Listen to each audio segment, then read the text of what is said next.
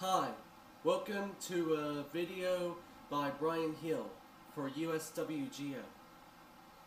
Today, I wanted to talk about why did we elect Obama to be a US president, or did we elect him to be a world president, to be a president of Mexico, Canada, and America? Did we elect him to be practically the president of the North American Union? Because, you know, you had, I think it was a year ago or 2 years ago, you had Henry Kissinger talk about the Obama is going to be a part of the New World Order. That he's going to, he's going to bring us into the New World Order. What do you think the most important thing is for Barack Obama? Obviously, you're here to talk about the anniversary for U.S.-China diplomatic relations, but if you had to say this is going to be the country or the conflict or the place that will define the Obama administration, what would it be? The president-elect is coming into office at a moment when there are upheavals in many parts of the world simultaneously. You have India, Pakistan, you have the jihadist movement. So he can't really say there is one problem that it's the most important one. But he can give a new impetus to American foreign policy, partly because the reception of him is so extraordinary around the world. I think his task will be to develop an overall strategy for America in this period when really a new world order can be created. It's a great opportunity. It isn't such a crisis. And then with the whole Arizona incident and machete and Mexicans wanting to kill American people.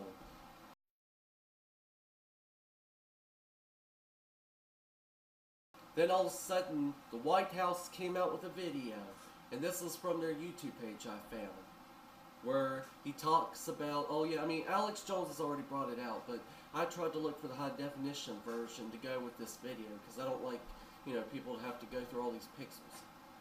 So I found it, and I'll go ahead and show it to you right now, where Obama says, "We are not defined by our borders, but by our bonds."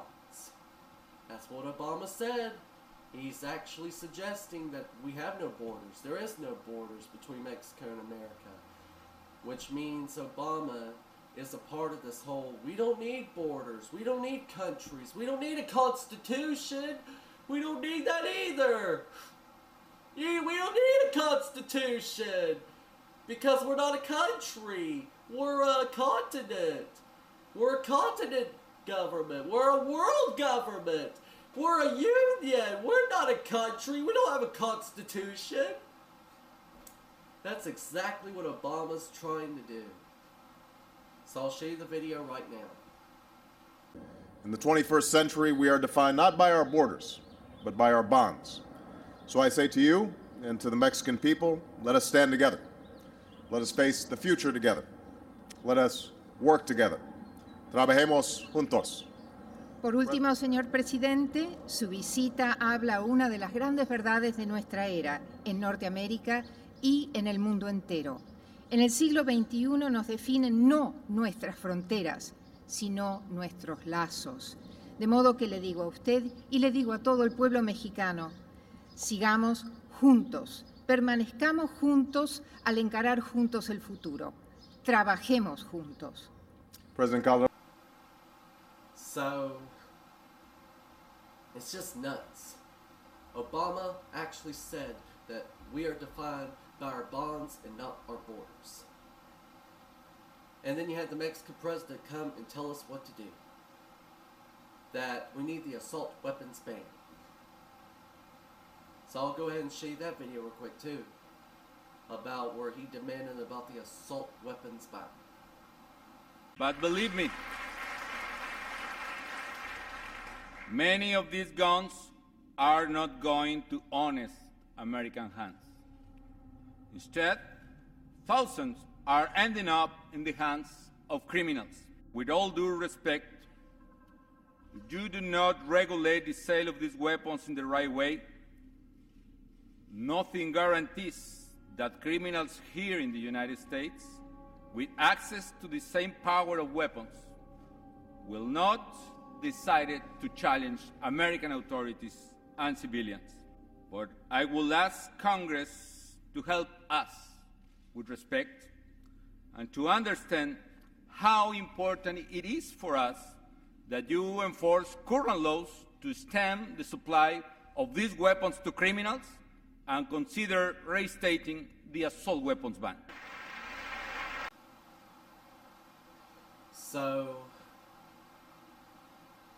it's just insanity. You got Obama openly committing treason, openly suggesting that we don't need borders anymore.